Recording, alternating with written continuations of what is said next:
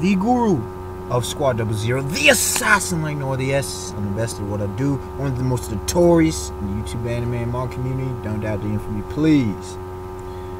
So yesterday I dropped this video, it's Pokemon discussion. It really was Digimon versus Pokemon. Digimon, digital monsters, yes. And discussing which I perceive to be better and why. Okay? And in the process of doing so, I brought up about the 150, the original 150 in Pokemon. And I said I may do a video on my thoughts on that matter. Now someone actually asked me, one of my subscribers actually asked me to do that video, and I'm like, you know what? Because he or she, I forget the sex of the person, but the person's like, yo, you know what? Are you this Gen 1er? I don't even know what the hell. I'd never heard the term in my life.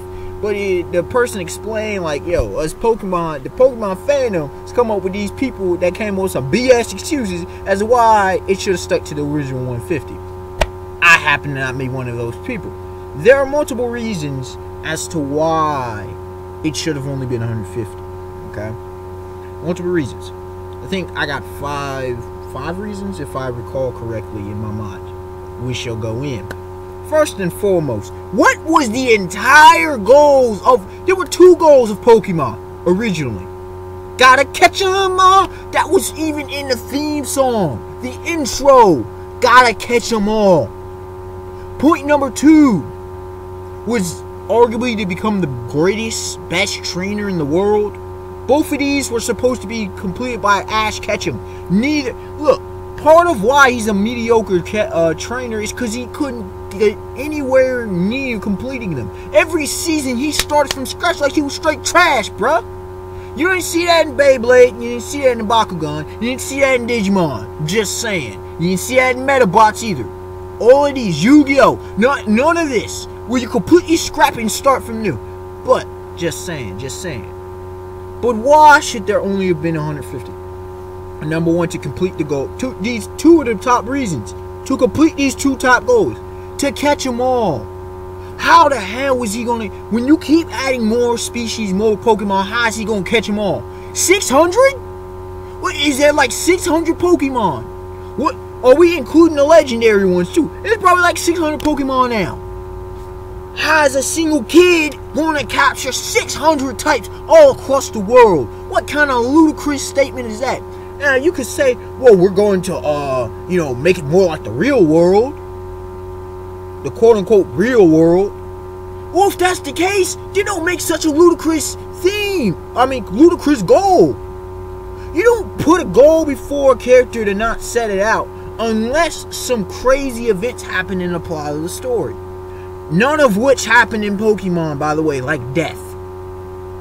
Plot twist, and somebody else takes up the mantle. Some jazz or some generational thing like in JoJo's Bizarre Adventure. Okay? None of that happened. How is he supposed to capture 600 plus Pokemon? 450, whatever it is now. I lost count.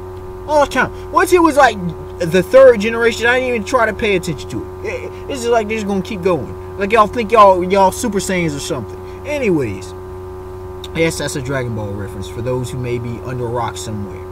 Point number 2, the greatest trainer in the world.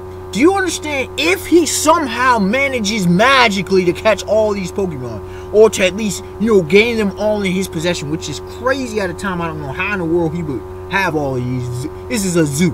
This is beyond a zoo. This is freaking, you could create your own ecosystem with these many Pokemon. But besides that, he somehow had 600 plus Pokemon, right? Now, how is he going to train all of those? You're not only going to be the greatest trainer. Yo, you're going to be beyond legend. Okay? You are some mythical status dude. Train them all? Mastery of them all. Are we serious right now? Come on, man. That's retarded. That's retardation. 150 is pushing it, but that's at least manageable. It's at least manageable. Point number 3. You could have easily had 150 types of species. What they made the flaw in, I understand trading cards and the merchandise, I get it. The flaw that they produced is, instead of having 150 species, They had 150 plus individual Pokemon. There's a difference. If you go the species route, you can have plenty of evolutions. You can have as many evolutions pretty much if you want to. But you still stay within a realm of 150. You can simply say, and this would go to the fact of training. If you train a Pikachu, for example, for how long, screw what Pikachu says, Pikachu becomes Raichu. And if Raichu maybe becomes some kind of lightning, thunder-based crazy thing, if we're going to stick to 3. You see what I'm saying? It allows for reasonable thought to go, rational consensus to go into it when it comes to Pokemon, instead of pulling things out the woodworks. You see what I'm saying? This ain't like pulling ability cards and Bakugan out you know, out your sleeve out the blue. There was, even though there were limits to the ability cards, but my point being that you're not pulling out random crap. You're not pulling out random stuff to just make it convenient. Oh, I can just write up a new Pokemon. And we're no closer to the goal at hand. See what I'm saying? Point number 4. Fourth point being the legendary Pokemon.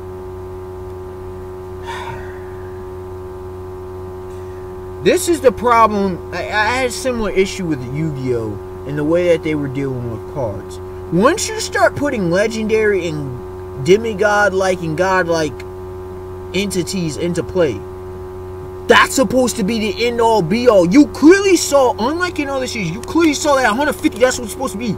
You had, was it Zapdos, the Firebird, and the Icebird, I think, if I remember correctly. Waterbird or Icebird, whatever. You had these entities, and then, okay, the last point I'll keep to, because that's specific. You had these entities, these legendary creatures, that's supposed to be it. Seriously, once you do that, you go beyond that and go to these fodder characters, these fodder creatures. Some of them in the next generations will fodder. Let's keep it real. They will fodder. How do you go from the highest of highs to fodder? Some of these creatures couldn't fight. They couldn't fight, man. It was garbage. It was straight trash.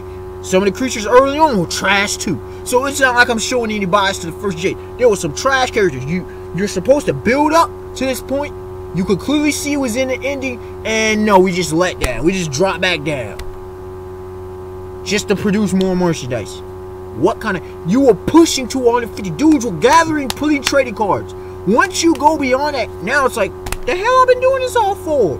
It's like retconning in comics. Poor retconning, I should add. It's like New 52 in Marvel 2012 to the present. Specifically New 52 in DC. You just, you know, scrap all that. Scrap all that in favor of the new. What is this? It's garbage. It's garbage. Sorry, it's what it is. It's garbage planning. It's going beyond the boundaries of the story you created. And I'm not saying evolve the story. I'm saying you create a story. You set the template, however you want to say it. But once you go beyond that, now you're breaking your own story. Now you're screwing your own logic up. Seriously. Once you hit legendary, there's only demigod, godlike. That's the only way you can go from there. Or mythical before demigod and godlike at that point. But if you go back down to Fodderville, oh no, you can't do that, man. You can't do that cannon fodder junk. Nah, dog. You can't do that. There should have been the evolutions beforehand, before you got to that point. Or you have an evolved state with these, okay? And it was supposed to be rare.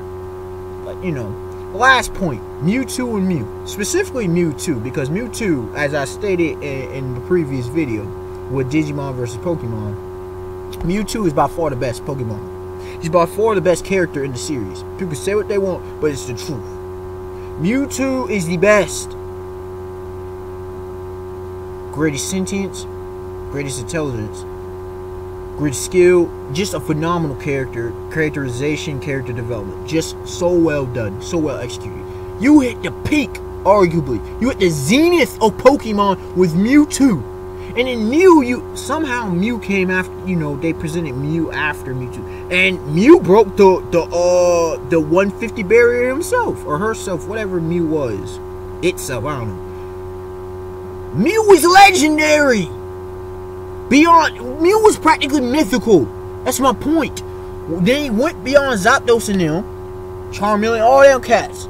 They went to the legendary and the myth. You know, once they hit the legend, they went mythical with Mew. And then you had Mewtwo as like this ultimate kind of being. You see what I'm saying? You don't go drop down from mythical and ultimate beings to trashy. You don't do that. You can change up the game, but you don't drop down. It's just like saying, okay, Dragon Ball. Alright. You see how Akira Toriyama has consistently escalated. We went from, and this on a side note, because I know a lot of y'all know the Dragon Ball series.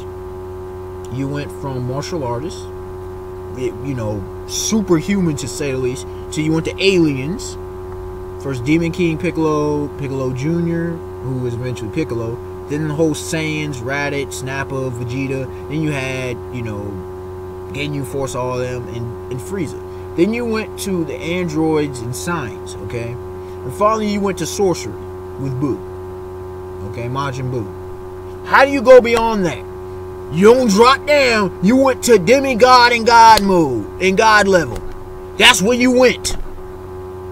You see Akira Toriyama didn't drop off. He enhanced, he built beyond. That's what you got to do. DC and Marvel does it all the time.